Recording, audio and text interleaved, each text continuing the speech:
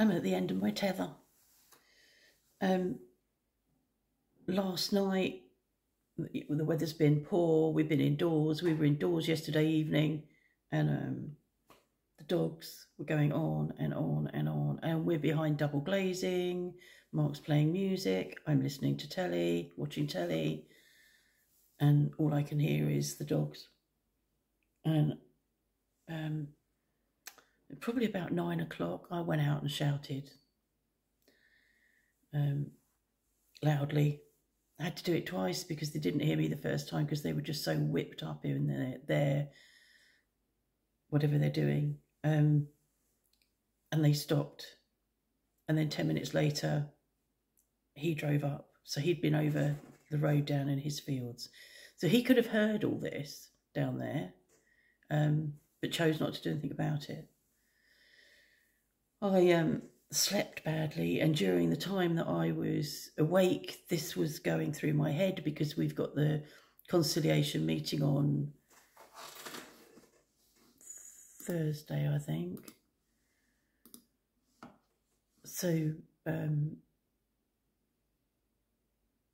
yeah, the conciliation meeting is on Thursday, which means I need to dig out stuff from way back when we first started having problems with it.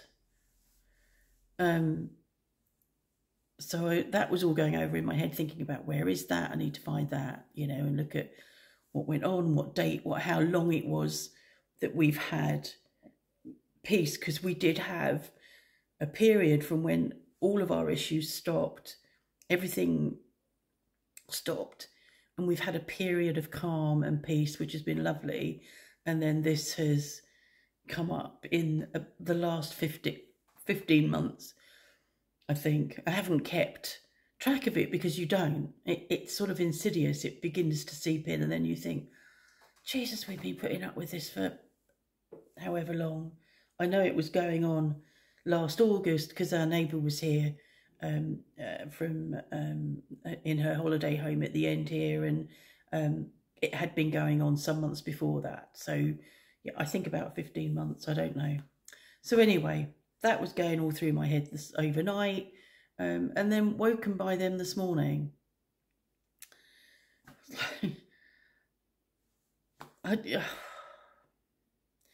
Woken by them this morning, got up, whatever, and half an hour ago, they're off again. And I ignore it for a while because you sort of think they might stop. They don't stop. He goes out. They get worse. And I went out there this time, and I got into the car and turned the engine on so I could use the horn, and use the horn for a prolonged period of time, and stopped.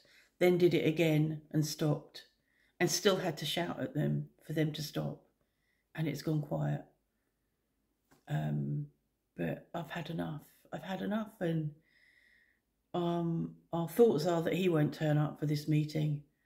And our thoughts are also that he's thinking, oh, it doesn't really matter, you know, this meeting on Thursday, something will happen and then I will have to do something about it, but I might as well not give a shit until then.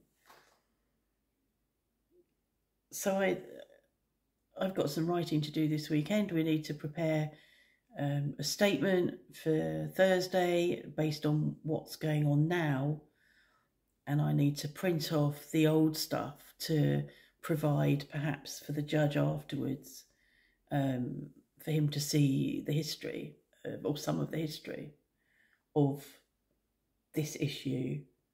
But it is incredibly oppressive, and I remembered something because I go in and I talk to Mark, who's sitting in his bunker, and I say to him, can you hear that? And he went, yeah, but it doesn't get to him in the way it gets to me. And I remember reading something, or I remembered something, and I've just looked it up on Google. And my question on Google was, are women more sensitive to noise than men? And it says the females and males indicate responses of significant different during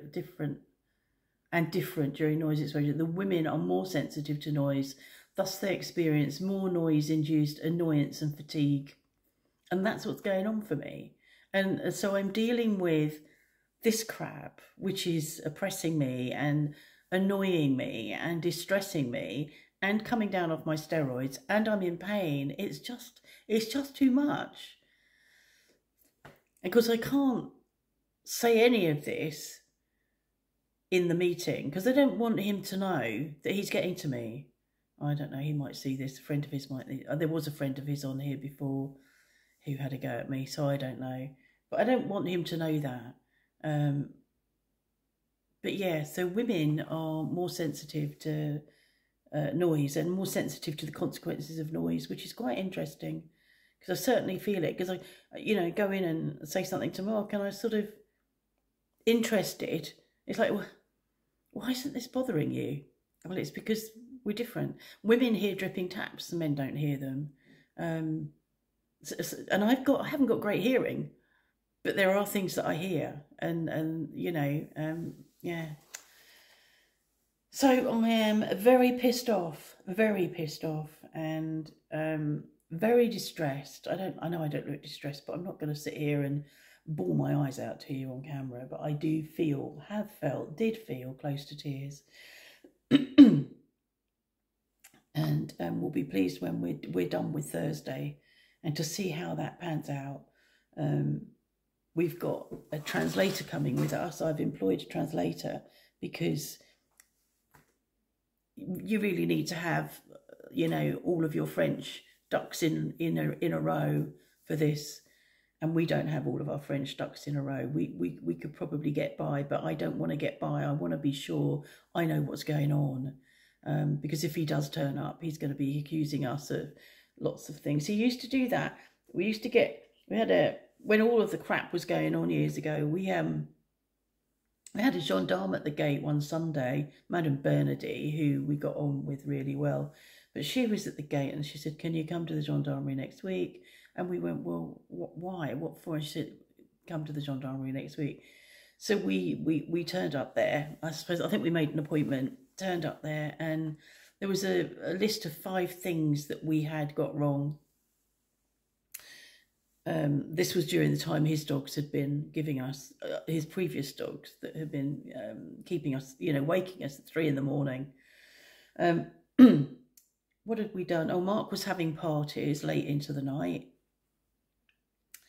Our dogs were waking him up. We hadn't got dogs. I can't remember. There were 5 things. None of them, all 5 of them were lies, because he's a liar. At one point, we had our roof done in 2010, and the roofers had to work really carefully when they were working over the part of the house that is on his land. His garden backs onto the back of our house beside our kitchen. And they were really careful how they did that, because we knew it would be an issue. Really careful, working from the grenier, working from inside and bringing stuff down, bringing it inside, and then bringing it through and chucking it out into the front. And I'm just remembering it because I've just read through, I've found the notes from the previous time. I've just read through, and so all the work was done, and it was 5 months later he made a complaint about dégâts. I can't remember what the translation for that is. I'm going to have to look, aren't I? Because I can't remember what it is. I probably haven't pronounced it right, but it's probably rubble or something like that. Dégâts. No, I don't want it in French. I want it in English. No, I want it in English, people. Won't give it me. It's giving it me the same word in French that I'm writing in.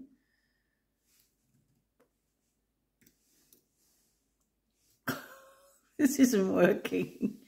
Oh, that's gravat. Yeah, maybe it was gravat. It's rubble. Complaining about the rubble in his yard, and there was a chimney pot there because they took down a chimney when they did our roof, and there was a chimney pot in this photo that he took, and it was like, well, I have a photo of the roofer replacing and putting that pot that they took off there on our chimney that the girouette's on.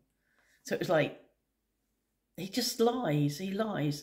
So the reason we're taking a translator with us on Thursday is that so that we can hear, if necessary, exactly what the lie is, exactly what he's saying, rather than work it out for ourselves in French. And when you're stressed, I know there's a lot of people, or some people have said, oh, you live in France, you should speak. We do speak French. But when you're tired and stressed, as I am, your language, your natural native language is far easier to access than a foreign language. Was I reading something or watching something the other day? Somebody had had an accident or something, and they couldn't manage their French. In that moment, their French would not come out, so they'd reverted back to English. And that, you know, so I don't want to be sitting there in this conciliation meeting and struggling because I am so tired and stressed and struggling to understand. So we've got a translator coming with us. So that's what's going on. It's 11:45 on Saturday, and we have a table booked for 12:30. I'm looking forward to that. Weather's still quite cool. I think top temperature is going to be 18, 19. Windy. Gusts of 45 kilometres an hour, 55 kilometres an hour, 50 kilometres an hour this evening, and damp this afternoon. So, yeah. When's the shortest day? The longest day? It's the 21st. 21st of June. It's the 15th today, and we're near the longest day. Doesn't make sense, does it? Well, it does. It's climate change, but a lot of people will deny that. Somebody was denying it, I read somewhere. Can't remember where, but yeah. People haven't believed in that for a long time. Oh, somebody commented on one of my vlogs about that false climate change stuff. And I'm thinking, yeah, not in your right mind, woman. Not in your right mind. Anyway, I'm going now, and I hope your weekend is better than ours is so far.